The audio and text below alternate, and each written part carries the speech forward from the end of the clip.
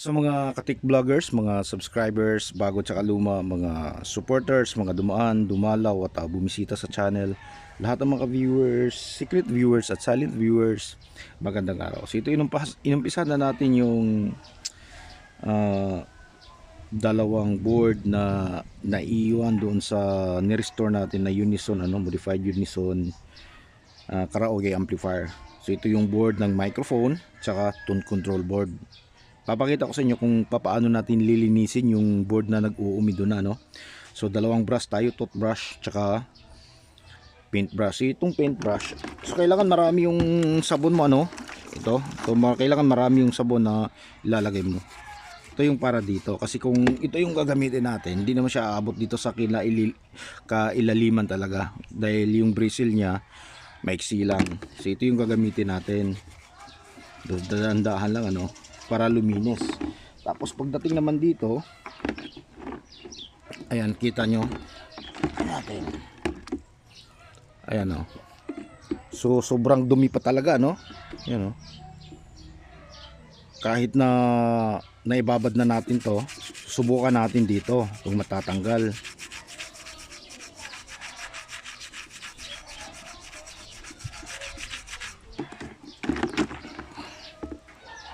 Okay, so wala pa rin. Ayan hindi pa rin siya natatanggal. So, ang gagawin natin sa mga ganito, ang gagawin ko, kukudkurin ko.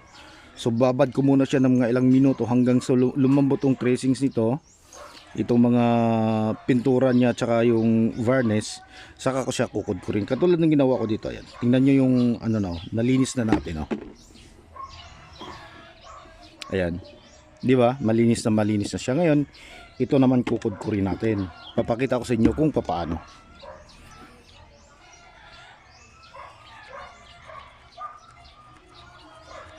Kasi kung ibababad mo to, tapos nalinis na, halimbawa malinis siya dito dito hindi pa, papatuyuin mo. Kasi pag tumuyo na yan, matigas na yung dito niya.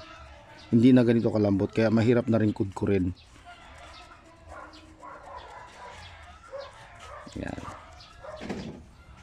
So okay. So ganun yung ginagawa natin sa paglilinis ng ganitong mga nag-uumidong tracings na. So kung masipag kang mag-troubleshoot, masipag kang magtatanim ng pyesa, dapat may sipag ka rin na linisin yung mga ganitong klase. Ganito yung umido, hindi yung palit na lang tayo So palit board agad, wala namang problema kung magpapalit board tayo. So pwedeng mas ma-improve pa yung tunog, mas gumanda yung tunog kapag pinalitan mo siya ng bago. At pwede ring hindi na katulad nung tunog nung dati na magiging pangit ang resulta, kasi bihira ka naman makakuha ng mga original na ganito. Siyempre yung ipapalit mo ibang klase, mo-modify mo ngayon. Yan, kaya dalawa lang yung patutunguhan nun, gaganda yung tunog or papangit. Kaysa sa ganito, lilinisin mo lang siya, tapos papalitan mo lang yung mga kakailanganin na parts, yung kailangan ng palitan, at kung ano yung tunog dati ay maibabalik mo 100%. Okay, saya unti-unti na. So dito makikita mo kung may putol ba sa tracing, so wala.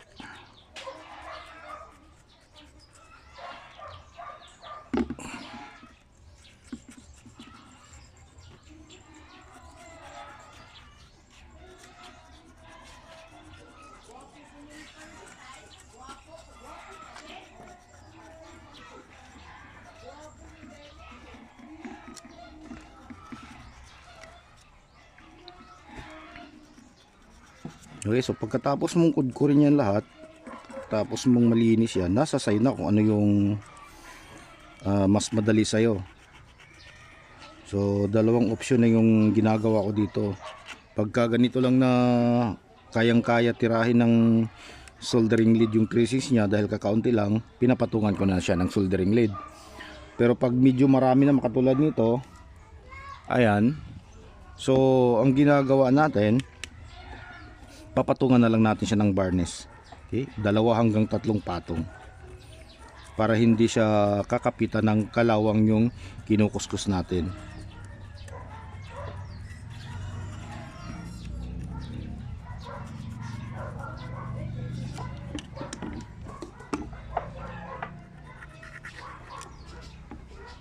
Kasi kung hindi mo gagawin to, babrush mo lang siya, babrush, wala. Babalik at babalik yan dahil kakalawangin ulit sa maiksing panahon lang. Magkakaroon ulit ng kalawang yan.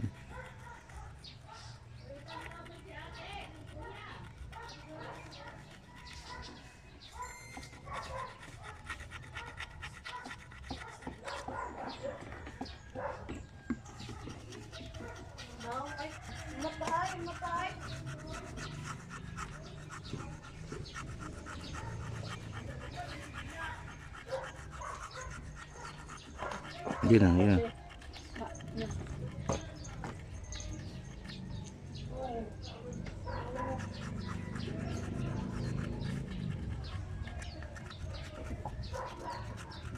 Lagay mo naman examen, kami na tumakulida ko ngayon.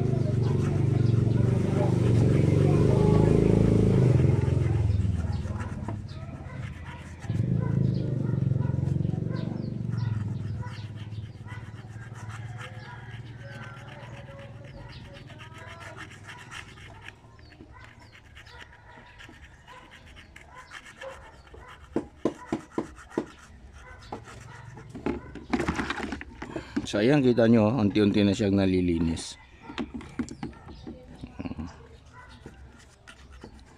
Pwede rin yung medyo malapad na kunti yung pangkuskus nyo para mas mabilis, mas madali. Kaso hindi mo naman siya maipapasok sa mga ganto. Yan, mga maliliit, yung mga nakasiksik.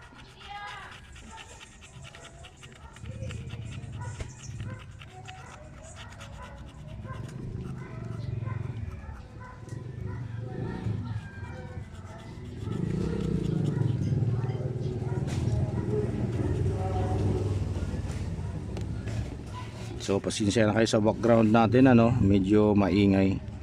Ano kasi yung bahay nasa tabi ng daan.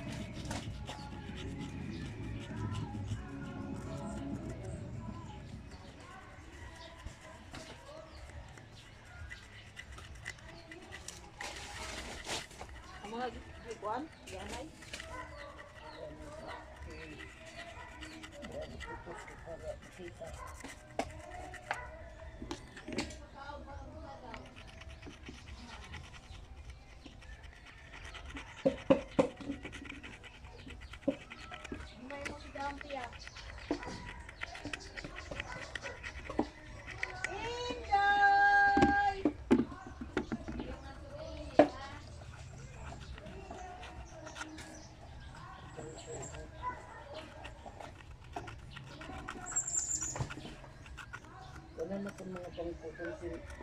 So sa ganitong paraan, ayan, ito yung paraan na talagang malilinis mo yung ano nito. Malilinis mo yung board, malilinis mo ng tracings ng maigi. Tsaka makita mo talaga, ulitin ko, makikita mo kung may putol o wala yung kanyang mga tracings.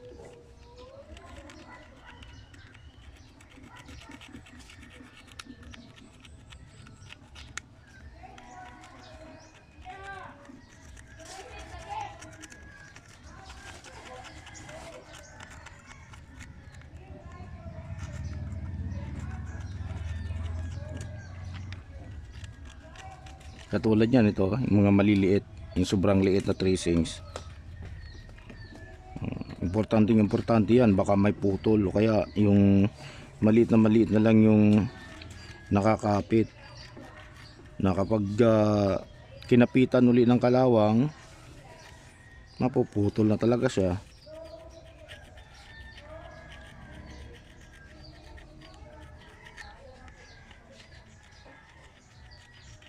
Ulitin ko, mas madaling magkuskus kapag ganitong bagong babad yung PCB. Mas madaling kuskusin yung mga pattern na nag-uumido kaysa patuyuin mo siya. Patuin mo siya tapos kukuskusin mo, mas ano yon, mas matigas yon.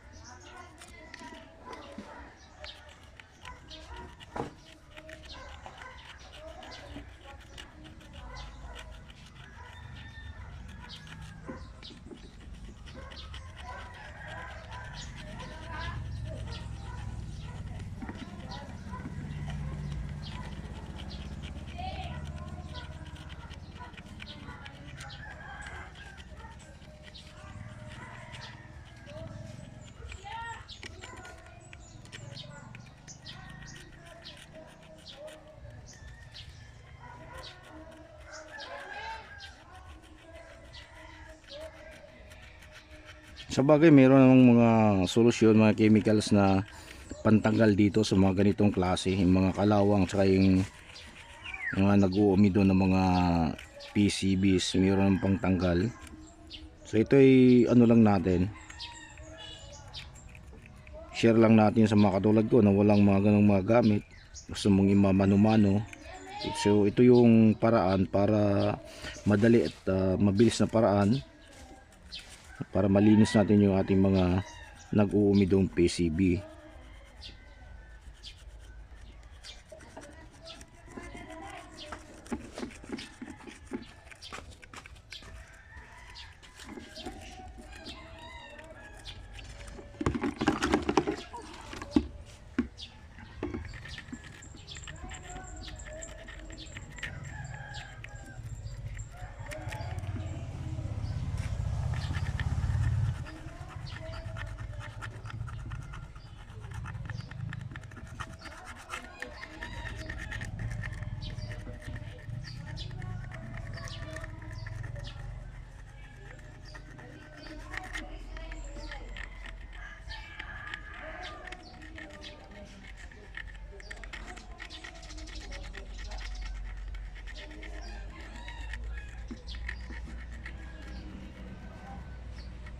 Iya baka kuan kay ito ang mga nagis ulo ko kay nakaabot dito.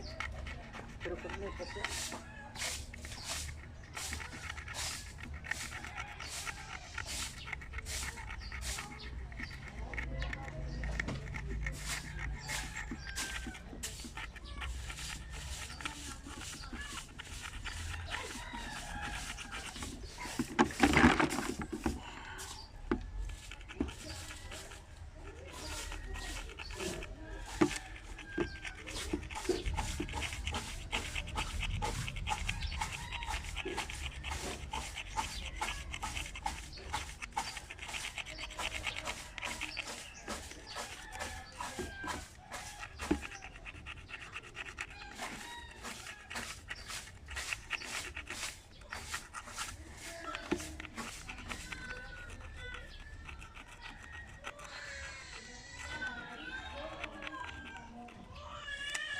So yan, matapos na natin makompleto, malapit na natin makompleto lahat yung paglilinis. So kunti-kunti na lang.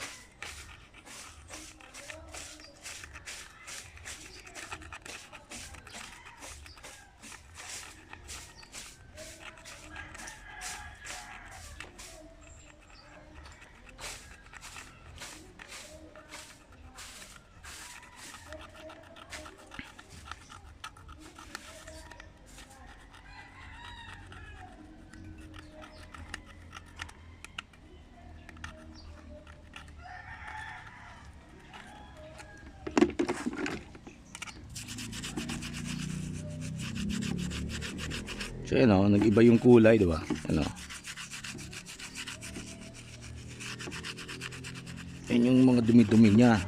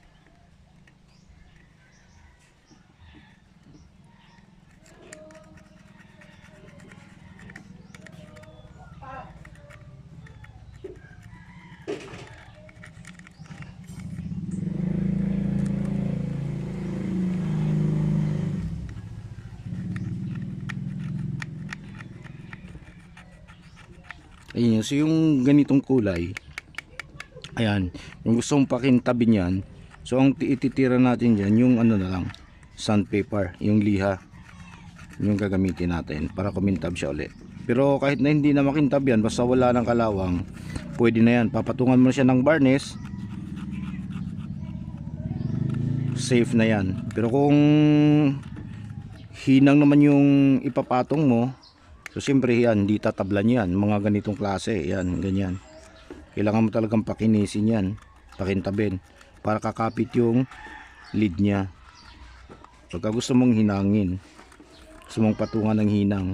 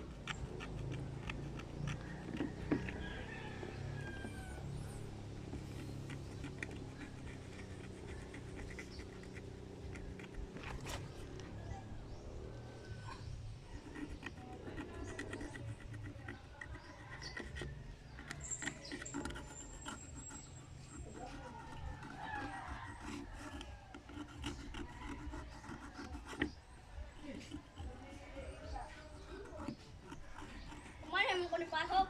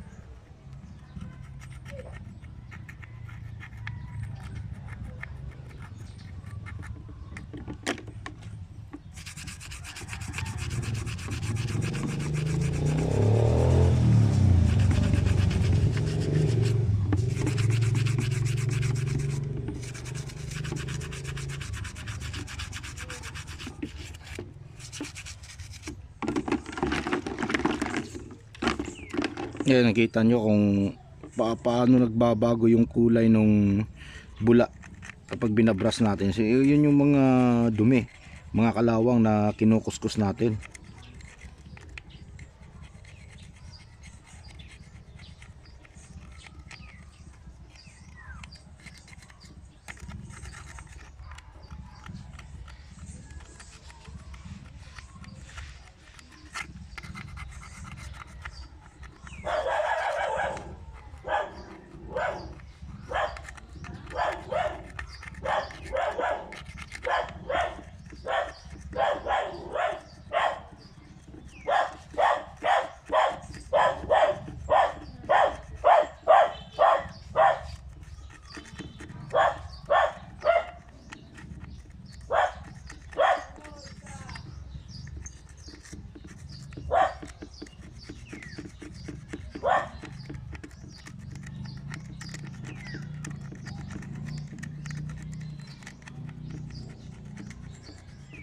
So dito, ayan, malinis na yan, oh. Makintab na. Ang papalitan naman natin, itong lahat ng control. Ayan, nakita nyo, kalawang na. So hindi na rin magtatagal yan. Kahit sabihin mo gumagana pa yan, pero hindi na rin siya magtatagal dahil may mga kalawang na. Ayan, pareho. So parehong papalitan po natin yan lahat. Tsaka check pa rin natin yung mga ganitong terminal dito sa loob. Baka may kalawang na. Kung may kalawang na yan at wala kang pamalit mga ganitong terminal, so mas maganda na ihinang mo na direkta dito sa PCB. Ayan. So dito naman sa kabila ganun din. Papalitan din natin to. Ayan, oh. Wala na rin, kalawang na rin. Ayan. Dito wala na, okay na, malinis na siya.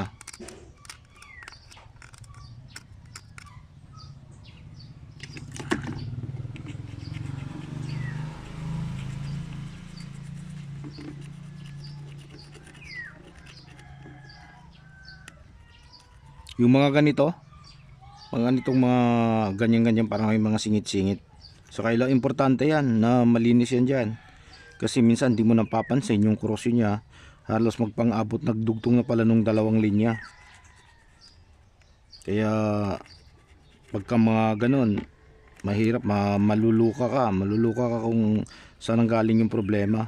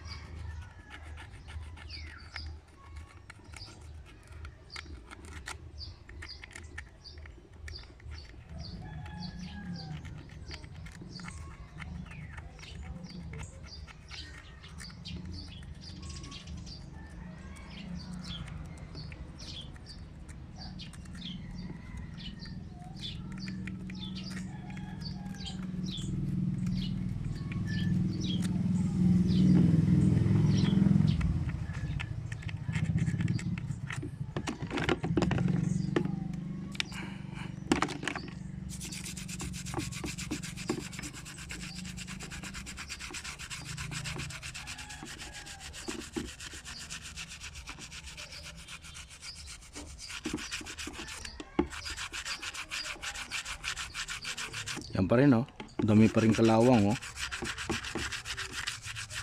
So sa bawat kuskus natin, malabas yung kalawang.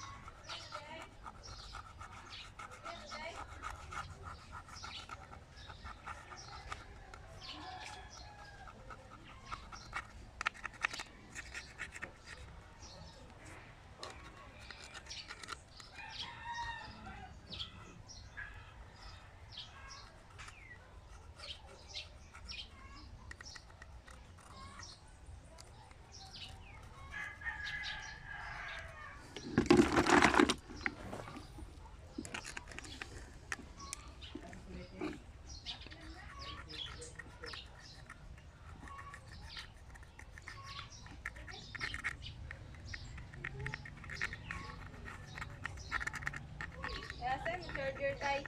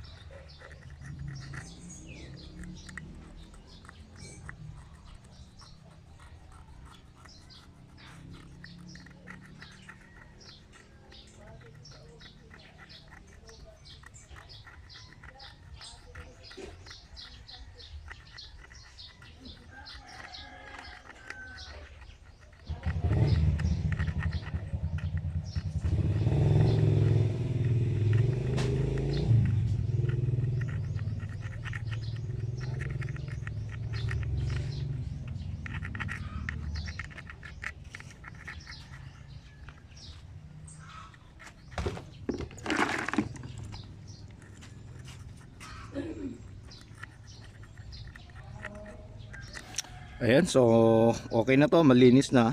Wala na siguro ganong kalawang to. Ayan. So gagawin na lang natin dito, papatuyuin na lang natin ano.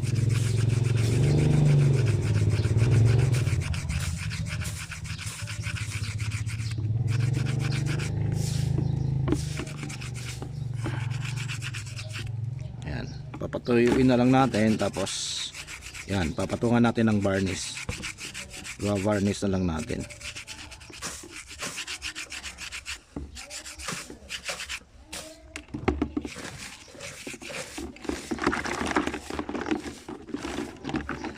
Ayan, so abangan nyo na lang ano. So paano natin ititest to at kung mapapagana pa natin to uli after natin nilinis. So hanggang dito na lang siguro.